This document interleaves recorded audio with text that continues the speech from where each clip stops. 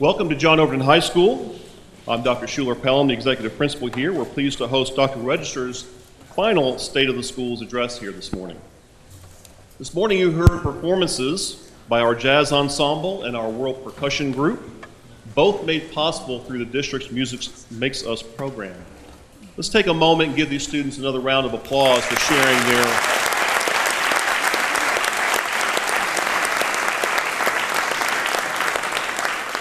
some tremendous gifts they have. Thank you for sharing those with us this morning. I want to take a moment to recognize members of the Board of Education who are here with us today. With District 2, Dr. Joanne Brannon.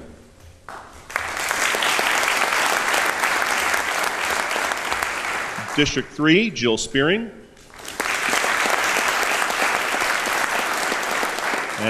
And District 8, Mary Pierce.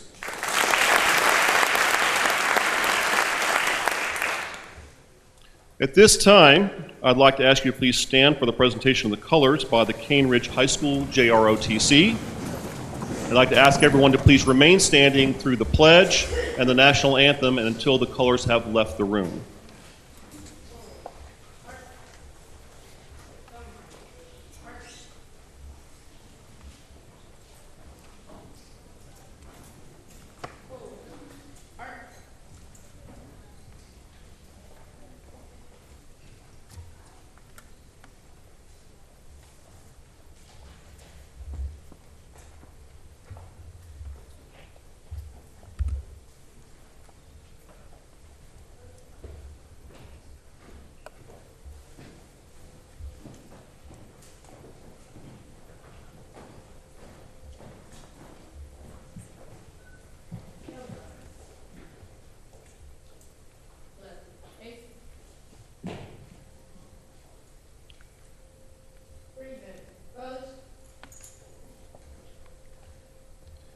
One of our students, Gloria Pedro, will be leading us in the Pledge of Allegiance.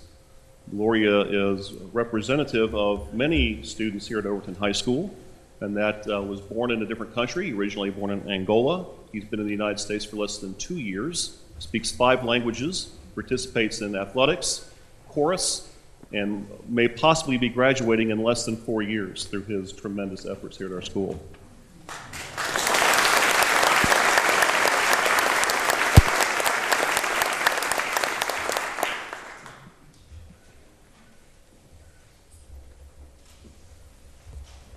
I pledge allegiance to the flag of the United States of America and to the republic for which it stands, one nation, under God, indivisible, with liberty and justice for all.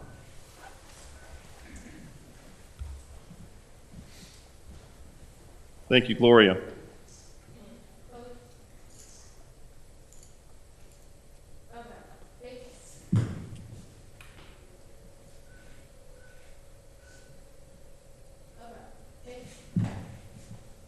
At this time, I'd like to introduce my colleague, Dr. Gary Hughes from J.T. Moore Middle Prep, who will introduce our guest who will be singing the national anthem for us today.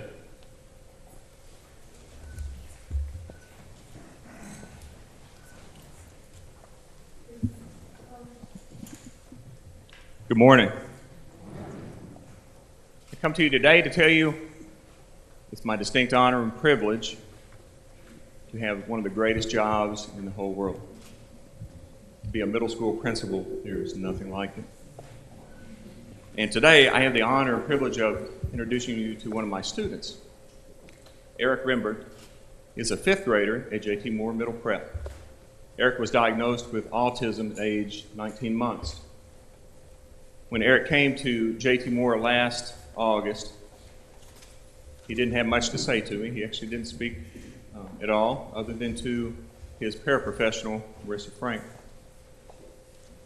So imagine my surprise that during our second assembly, 650 kids were packed in the gym, and we always start off with the national anthem, and they tell me Eric is going to sing the national anthem.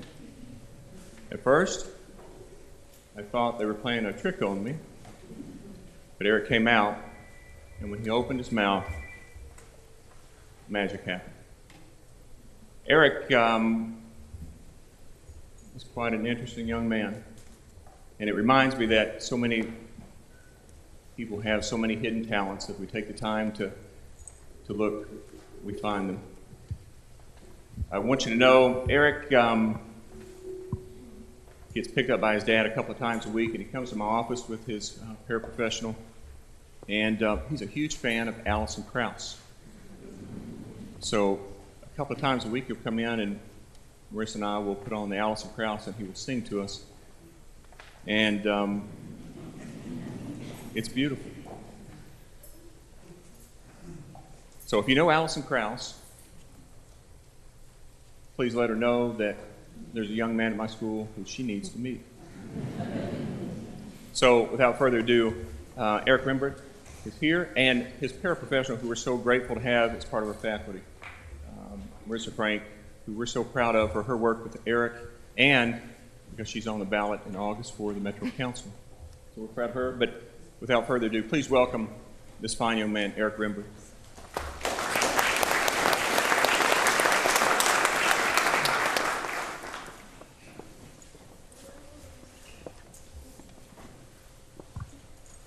Hello. Thank you.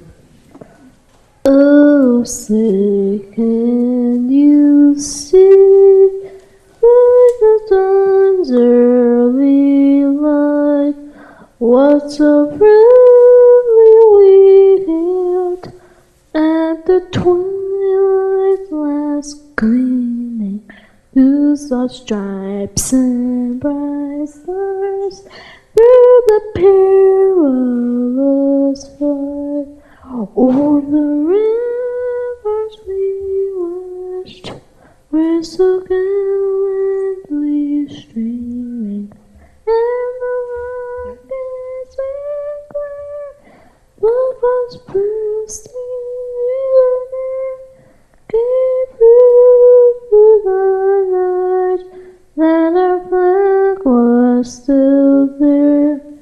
Oh, say does the stars thank God they're yet way o'er the land of the free and the home of the brave.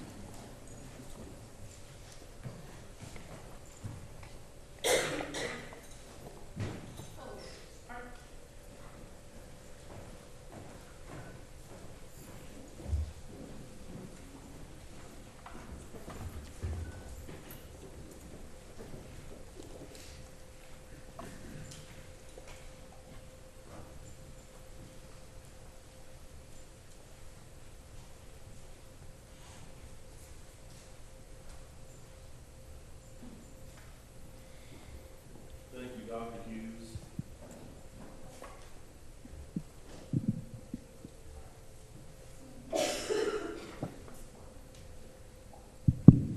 Thank you, Dr. Hughes, and thank you, Eric. Everybody, please take your seats.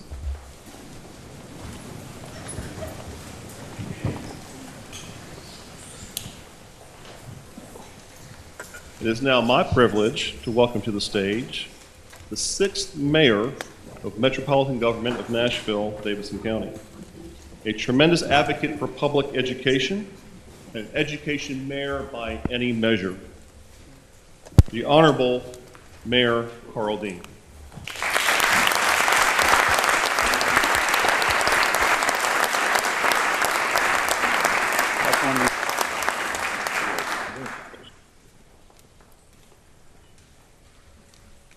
Well, thank you. That was the best I've heard in a long time. Thank you very much for that, singing the national anthem.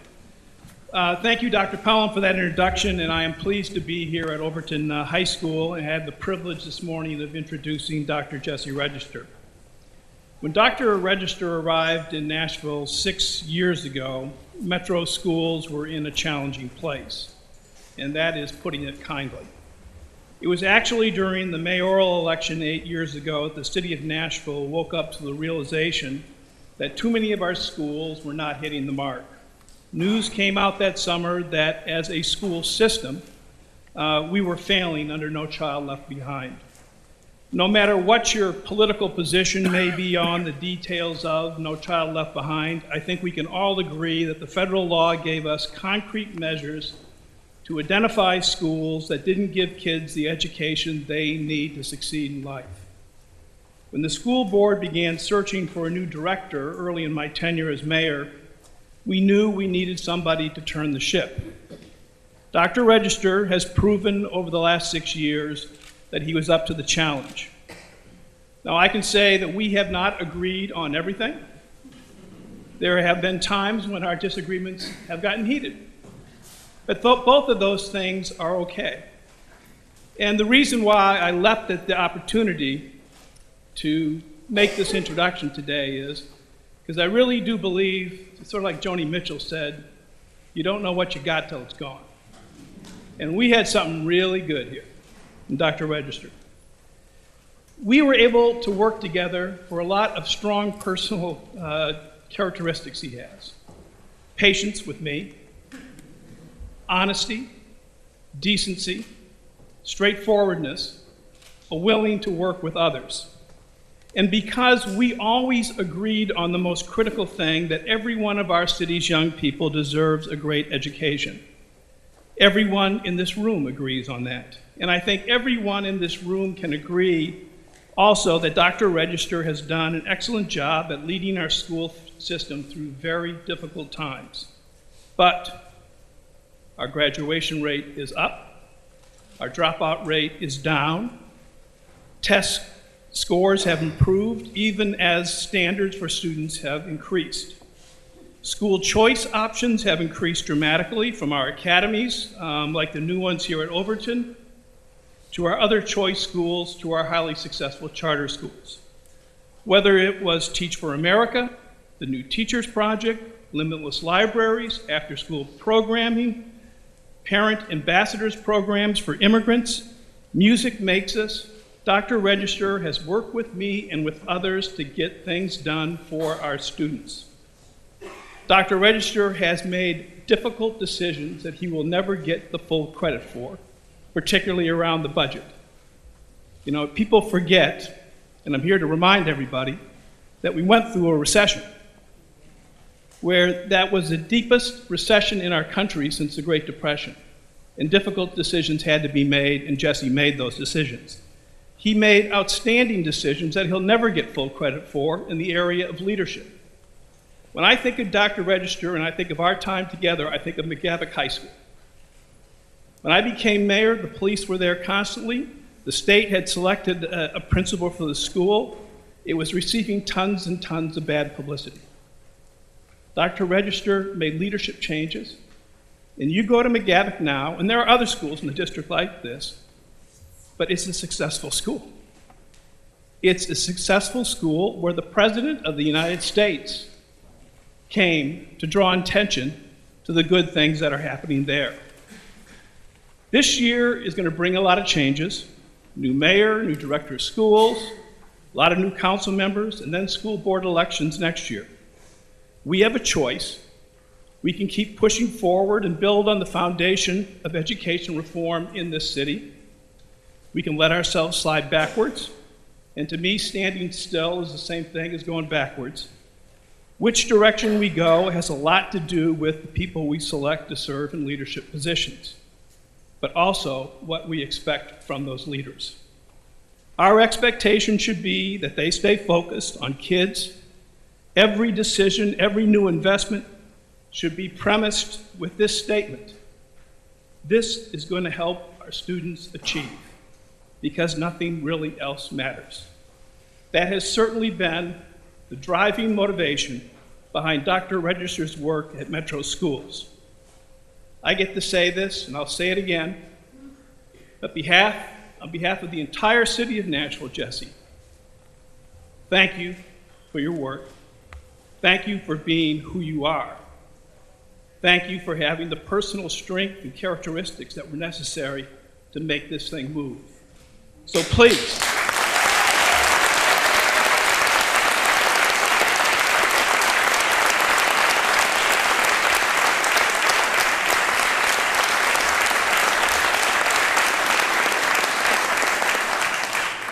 please welcome and give a big thank you to a great director of schools, Dr. Jesse Register.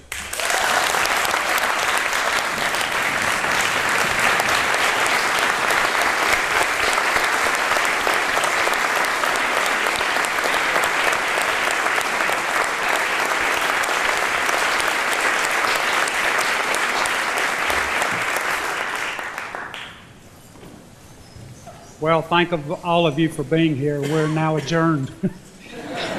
How can I follow that? What a great opening. Mayor Dean, thank you so much for that kind introduction. I'll say more about our working relationship and about your leadership as I go on. To the mayor, to members of the Board of Education who are here, members of Metro Council, students, system staff, and other esteemed guests, and if I may, a moment of personal privilege, most importantly to my wife, Ellen, a constant support, sometimes advisor, oftentimes advisor, I'll admit to it, and always the joy in my life. Thank you for being here. I want to start by welcoming our guests on stage. These are student ambassadors from our high school. And I said this to them when they were sitting in the back of the room earlier.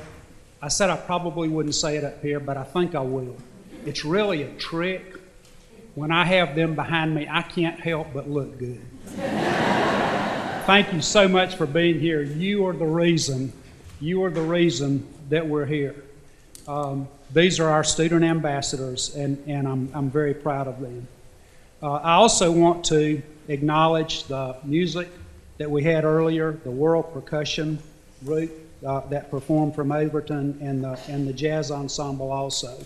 They are all a part of what we're all about. Their public conversations on education have often been about ideology, policy, laws, and other issues that guide administrators and elected officials. These are important conversations, but they're often disconnected from what takes place every day in our classrooms. When our 86,000 students walk into our schools, the experiences they shape, who they are, and who they will become later in life are shaped in our schools. I am so proud to say that the experiences our students are having today are much different than they were having a little over 6 years ago when I joined the district. Our work is far from done. The journey of transformation for metropolitan Nashville Public Schools is not complete, but the changes that have been made over the last 6 years are significant. These changes come about with the help and support of almost everyone in this room, many of you in this room, and many others across the city. It's taken all of us working together toward common goals. And as a result, academic performance has improved for all of our students in all grade areas. And in many cases, these have been double-digit gains. Our achievement gaps are narrower than statewide averages. Our graduation rate is up, and it's improving at even faster pace for our Hispanic and African American students. With all of that said, we have to recognize that we're still not where we want to be. We want to provide an excellent education for every student, regardless of their backgrounds, their race, their family, or the school they attend. Our students, every one of them, deserve no less. All of us in this room know that if there's a city capable of creating world-class urban school system, it's Nashville. Our potential is enormous. We need to build on the progress that's been made and push aggressively in the areas where we still need to improve.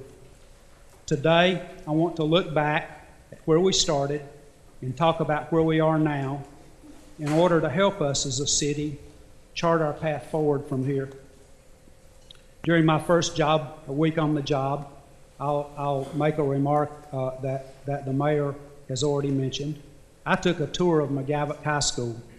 The school I saw then was not the same place that President Obama visited last January. I found a school in disarray. Campus security lined the hallways. They wore black, and they stood with their arms crossed. They weren't interacting with students. They were watching to catch students acting out in a school that had averaged over 400 incidents leading to student arrests during each of the previous 2 years. It wasn't an environment that was good for students or conducive to learning. I changed the leadership about 2 weeks after I got here. But it wasn't just McGavock that was in a state of crisis. Several of our high schools were suffering from high dropout rates, high truancy rates, and issues with student discipline. Middle-class families were fleeing to other counties because of our high schools. The district as a whole was in the first stages of state takeover. After 5 years of failing to meet adequate yearly progress, the district had fallen into restructuring status under No Child Left Behind. Our federal programs office had been frozen for poor accounting practices. More significant was a culture of low expectations for students who live in poverty, students with disabilities, and students learning to speak English. There was systematic acceptance that some kids just won't do as well as others. Over time, the student population had changed, and the district just hadn't kept pace with that change. It's a mentality that we still combat today in some places, and often it's not born out of maliciousness, quite the opposite. It often comes from a place of compassion and empathy, from principals and teachers who think, how can this student who is dealing with so much in life be expected to learn like the other kids? It sounds simple and obvious. To believe that every child really can learn and be successful is important. But it wasn't a part of Metro School's culture 6.5 years ago. But there was a bright side, and I want to focus on that bright side.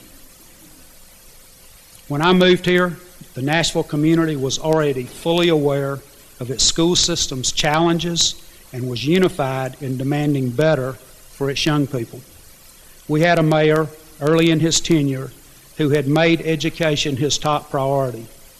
We had a Metro Council that agreed with and supported that priority by approving budgets that invested in our schools and even kept funding for schools intact during the recession. That's significant. We're unique in that regard. We had a Board of Education then, and there's some of our former board members are here, and I'm so glad they are, that was unified in its goal to improve the quality of education in this district. Chamber of Commerce had made education a top agenda item as well. At the state level, Governor Bredesen had shown a commitment to take on the tough task of raising academic standards, and later, even the tougher task of aligning teacher and principal evaluation with student outcomes. Across the board, there was a demand for immediate improvement in our schools. Without this context of urgency, what came next, I don't think could have been possible. We began our district's journey of transformation. It started with a comprehensive strategic review of operations and management practices, as well as a review of instructional programs. This analysis was the foundation for creating a plan for district-wide reform. We called it MNPS Achieves, a 5-year strategic plan focused on 9 key areas we knew needed improvement. 5 of the 9 focus areas related to student performance, and others related to district operations. And this is where we harnessed the citywide support for schools. We didn't develop strategic goals and then set off on our own as a school district to accomplish them. We invited the community to help us. we created transformational leadership groups for each of the 9 focus areas, comprised of district employees, parents, business professionals, and engaged community members. And major changes resulted from much of that work. We decentralized services for students with special needs and students learning to speak English. Too many students with disabilities were being separated from their peers for the majority of their day. And in many cases, they were being completely segregated into self-contained classrooms with no opportunity to interact with peers without disabilities or to be taught using our general education curriculum. Not only was this wrong, it didn't meet the intention of federal law on special education, which requires these students with disabilities to be educated in the least restrictive environment. Before I arrived, Mayor Dean brought attention to this issue by forming an advisory council on special education. Additional community input was sought through the transformational leadership group that was formed on students with special needs. Both groups identified a need for significant professional development for our teachers so that we could move to more inclusive practices district-wide and ensure our students with disabilities would receive meaningful interaction and instruction in our general education classrooms. And that's what we set about doing. We trained over 4,000 teachers on inclusive practices and differentiated instruction. And we continue today to provide professional development for all teachers. The story for students learning to speak English was similar. Like many of our students with disabilities, they were being bused to central locations away from their zone schools to receive EL services. As our number of English learners grow every year, I can't imagine these practices, what it would be like if these practices had continued. We know that the sooner an English learner is in a caring environment with high expectations to meet grade level academic standards, the sooner he or she will master English as a language, which is essential for their academic achievement. Now we provide EL services directly in all of our schools, and the results are undeniable. EL students obviously generally don't perform at the same level academically as others when they first come to this country. The tests are in English and they don't speak English. Let's understand that. No surprise. But when we dig deeper, and you're going to hear some stories a little later about 2 of these young people, when we dig deeper, after they exit an EL program, after they've been in our district, they perform as well or better than their English-speaking counterparts.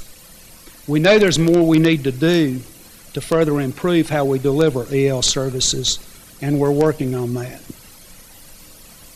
2 other focus areas during our work on MNPS Achieves were high school reform and the performance of disadvantaged students. Both have resulted in highly successful initiatives. I would like to start by talking about our high schools. I introduced the young people on stage with me as student ambassadors. When you arrived here today, you were greeted and escorted through the building by a young man or woman wearing one of these blue blazers. They look sharp, don't they? Let's give them a hand.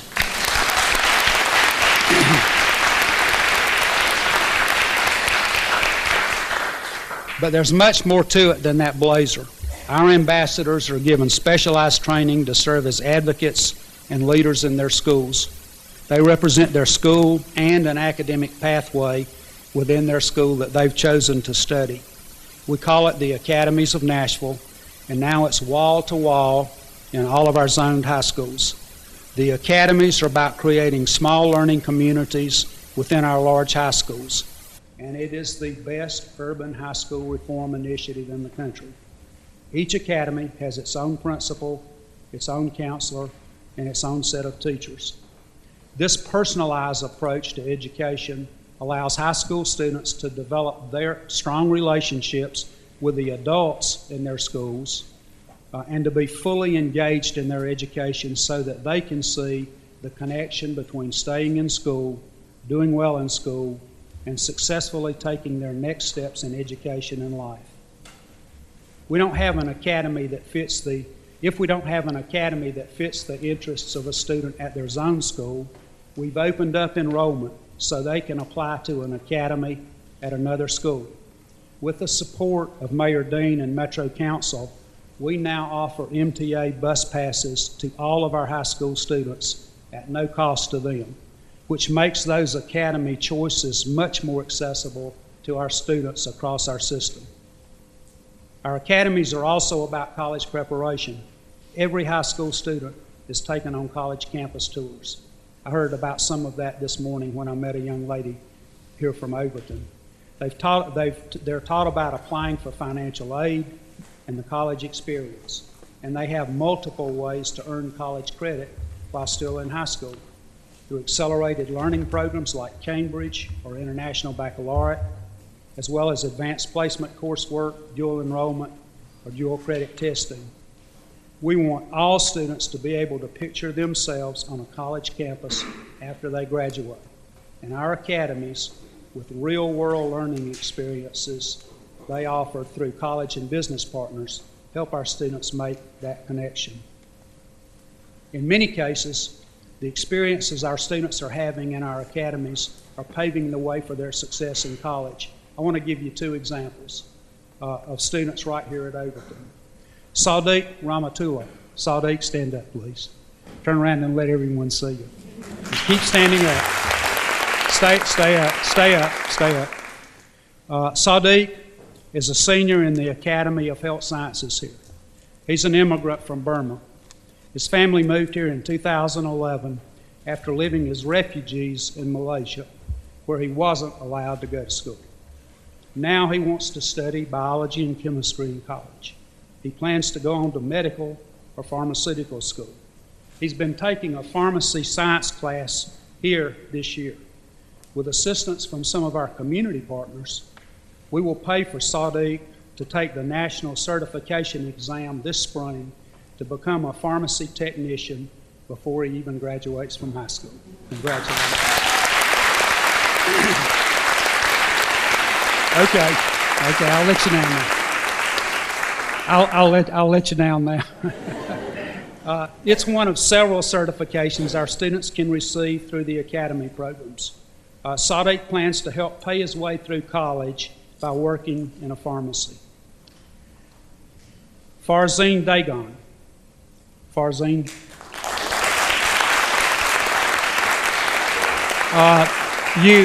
If you were here early, you saw Farzeen performing with a world percussion program that was created here at Overton as a part of Music Makes Us. You heard him performing with this group this morning.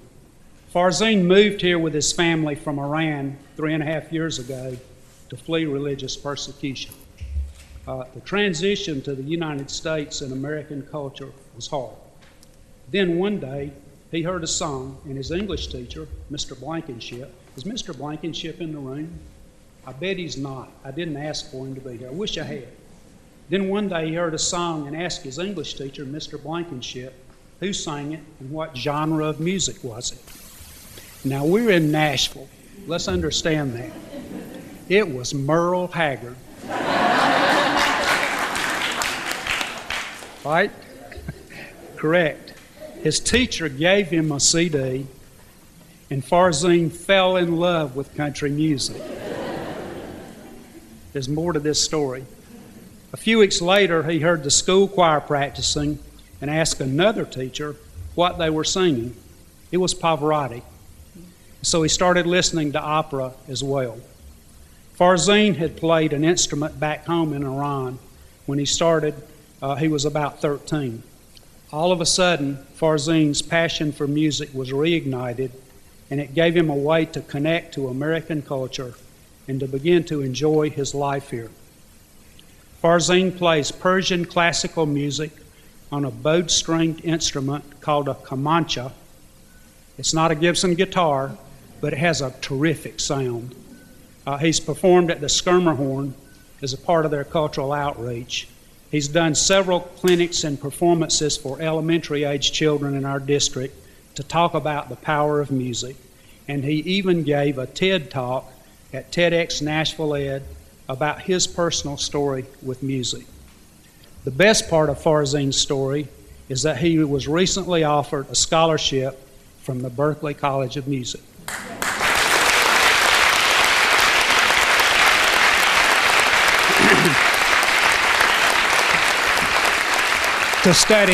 to study composition and music education. And I understand he got word this morning about an additional $18,000 scholarship. Farzine, congratulations. We're very proud of you. He's also a finalist for the Thor Johnson Scholarship with the Nashville Symphony. Our high school academies are changing lives. There's no denying that. Sadiq and Farzine are both here, and I've recognized them. With our specialized academies at Old Cockrell, Ockery Mills, Hickory Hollow, Cone, and Bass, I know that we have closed cracks through which many students facing life's challenges have fallen in the past. I believe that it's very possible and very attainable in Nashville for us to graduate almost everyone with a real diploma. Whether a student recently moved here from another country or comes from another family, or comes from a family that suffers from generational poverty, which is a huge concern, or is one of our city's 2,900 homeless youth in our school system, many of our students are exposed to chronic stress and need more than just academic rigor. They need access to services and support for themselves and their families. Disadvantaged students was one of our focus areas during MMPS Achieves, and out of that work came the idea of creating community schools, schools that could provide access to a variety of social services and extra supports for students and families, such as mental health counseling, health screenings, food pantries, tutoring and mentoring programs, English language classes for adults, and even programs designed to involve more dads and male role models in our young people's lives. As this idea grew, it was given the name Community Achieves. It currently operates in 14 schools, serving nearly 12,000 students. We have it at every grade level and in 9 of our 12 clusters. It's not a cookie-cutter model. We provide the school with the staff, technical support, program evaluation, and infrastructure, and allow principals and faculties to decide which community partners and which services are needed based on student and family needs of that particular school. Our hope is to expand the program to 5 more schools next year so that even more students can benefit from this wraparound services model. And our Board of Education last night approved a budget, adopted a budget that will allow this expansion next year. While much of our work during MNPS Achieves was focused directly on changing educational environments for students, we had organizational changes that had to be made as well. We completely transformed our business practices, the way we handle finance, IT, human capital, child nutrition, transportation, and federal programs. All of these departments operate more efficiently and effectively today than they did 6 years ago. The recent performance audit commissioned by Metro Council confirms that. In a 600-plus page report, there were no significant findings of operational inefficiencies. Moreover, our Federal Programs Office was recognized as a best practice in the audit, and by the way, also by the federal government, when it was considered a high-risk subgrantee by the U.S. Department of Education just 6 years ago. Our purchasing and contracting system has gone fully electronic.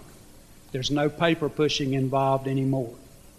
As a result, we dramatically decreased the number of days it takes to approve a business contract.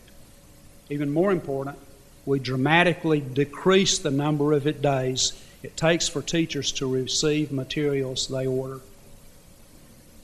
The move toward paperless is being applied to employee and student records as well as we speak. I believe we can be the first school district in the country to go paperless in both our human capital and student records departments, which is a massive amount of paper in any school district.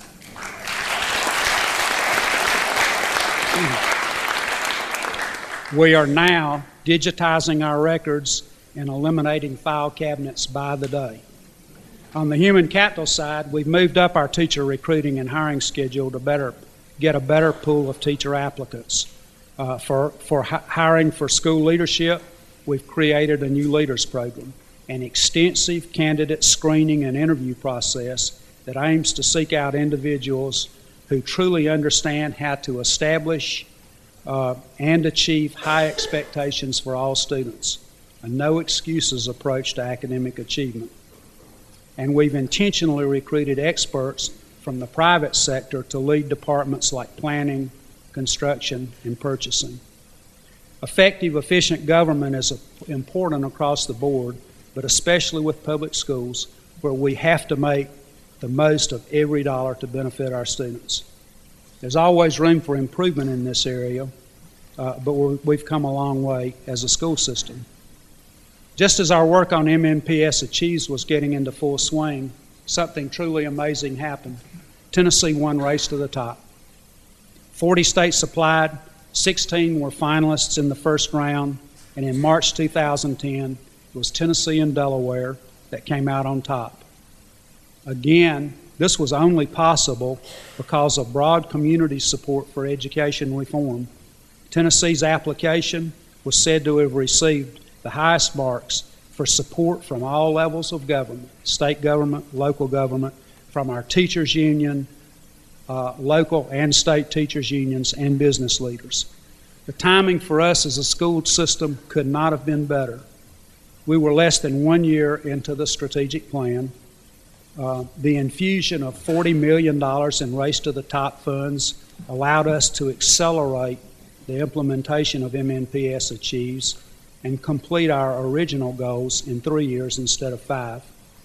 It provided critical funding for initiatives like Community Achieves and allowed us to make major district-wide improvements like building a world-class STEM program.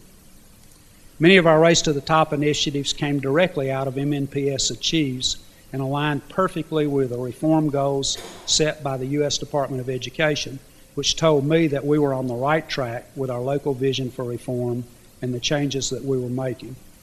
I want to highlight 2 of these, which together account for somewhere around half of our local spending in the Race to the Top grant. First, our investment in information technology, specifically building data systems to support instruction. And second, and most important, our investment in people, our work to support great teachers and great leaders.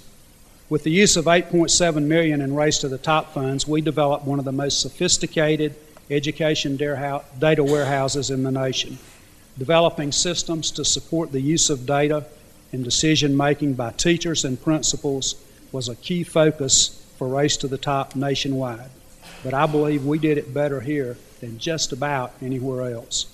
We not only created the IT infrastructure to integrate student data, instructional data, and test score data, we also designated a data coach program to train teachers and school leaders about how to effectively use data to guide decisions about instruction and interventions. We're state of the art now, but there's still room to expand our capacity and have even greater impact for students. Right now, we're working to continue to expand the types of student data we bring into the warehouse to allow us to get an even more holistic picture of the young people we serve. Data sharing efforts with district partners and with other metro and state agencies are areas that we're exploring as well. As the data warehouse continues to evolve, the district should look into incorporating operational and financial data into the system to better track how district operations impact schools and how funds spent impact student outcomes. That's important as we go forward. The right systems and technology can make our work more effective, but data are just sets of numbers. They don't do the work. It all comes down to teachers in the classroom and the support they receive from leadership in their schools, which is why recruiting and developing great teachers and leaders was a focus, starting with MNPS Achieves and continuing today as a major theme in our new strategic plan. We invested $9.4 million of Race to the Top funds into multiple strategies, but there are two strategies that stand out in my mind as making the greatest impact. Our work to develop teacher leaders through the creation of the Teacher Leadership Institute, and our work to transform principals from building managers into true instructional leaders for their schools are those two areas. Before our focus on instructional leadership, the principal's main job was to oversee the building operations and handle student discipline issues. Principals back then relied on the central office for instructional leadership. So we set out to change that. That's not the way it ought to be. Instructional leadership should be school-based. It should be located close to the action where it can have the greatest influence. All school administrators have received extensive training from the Rutherford Leadership Institute. SOCL, Skillful Observation and Coaching Lab, help develop all school-based administrators as expert observers of good instruction and expert coaches. There are many other leadership opportunities that are offered in a very comprehensive program on an ongoing basis to build school-based organizational and leadership skills. Through changing our human capital practices, our pool of highly qualified teachers has increased. When someone is talented and possesses natural leadership skills, they want room to grow in their profession, and if they don't have it, they'll go somewhere else to find that. I'm very proud of the new initiative we started with Race to the Top funds, our Teacher Leadership Institute. We seek applications from our top performing 3rd to 5th year teachers, the top 5%, and give them a year-long leadership development experience. The goal is to retain our top performers and to help them develop their professional skills. Too many leave after a short stay, and we need to reverse that. I believe that TLI has become the pipeline for future teacher, school, and school system leadership in this district. I believe that programs like that will help us retain the very best that we have and help them develop as rising stars. We're expanding the program next year. By 2013, with a major boost from Race to the Top, our district's transformation was in full swing.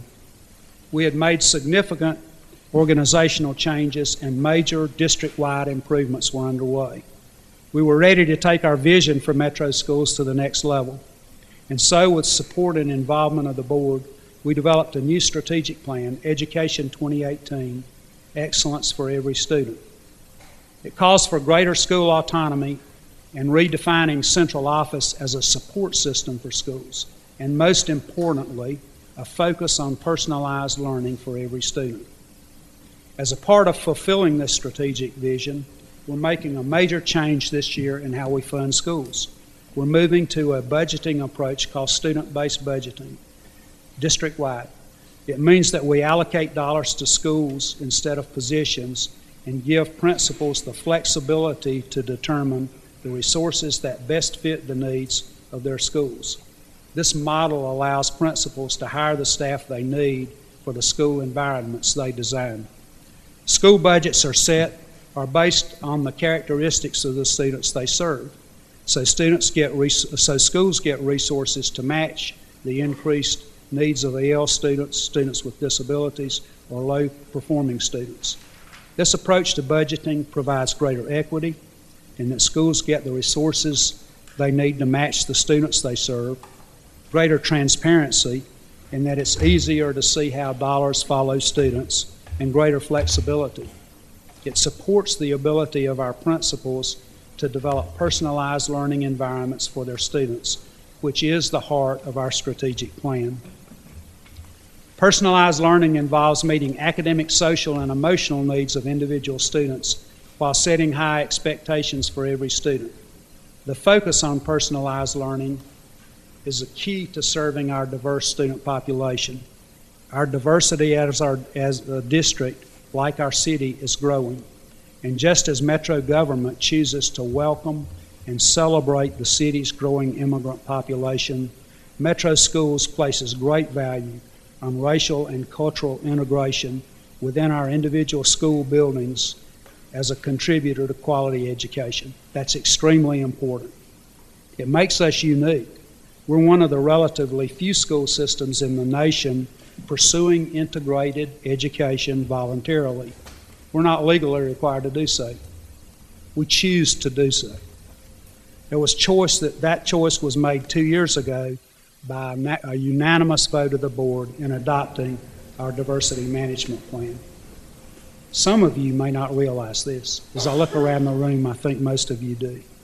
But our school system has no majority race in its student population. Our racial and ethnic groups are all less than 50% of the total. We're one of the most diverse school systems in the country, and certainly in the South. The last statistic I heard is that our children speak 150 languages. As a district, we are the picture of diversity. We want our schools to meet, every one of our schools, to meet that definition of diversity as well. More than half of the district students are in schools that meet our definition of diversity. Overton High School is one of them.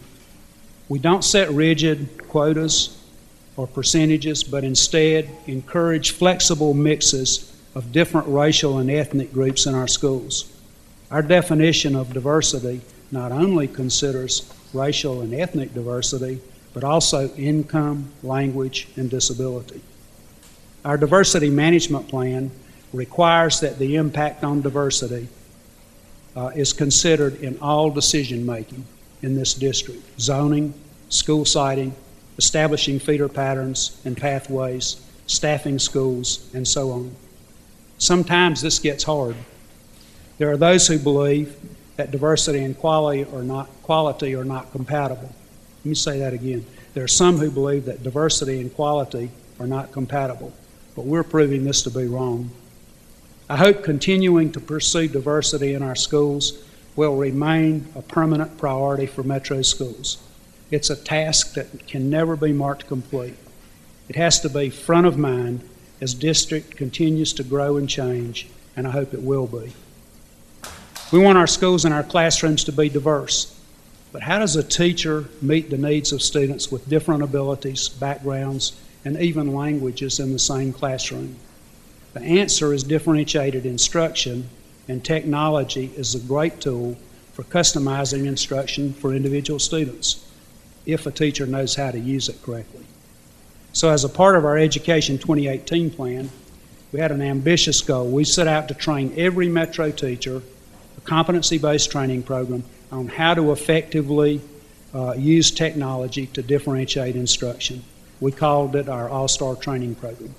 Last spring and summer, nearly 5,000 teachers completed the training, and it's been institutionalized now in our district so that every teacher hired new to the district receives the training. When they've successfully completed the training, each teacher receives a laptop for their personal use. At the same time, we're emphasizing differentiated instruction as a way to create personalized learning environments for our students. We're emphasizing social and emotional development as well. This is a whole child approach to education, where we recognize that preparing for success in life requires more than just meeting high academic standards.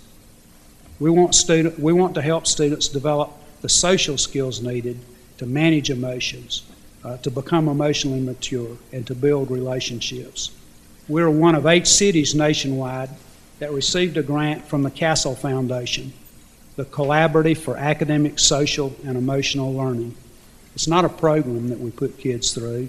It's a fully integrated approach to instruction that is reinforced throughout the school environment, and we are national leaders in this effort.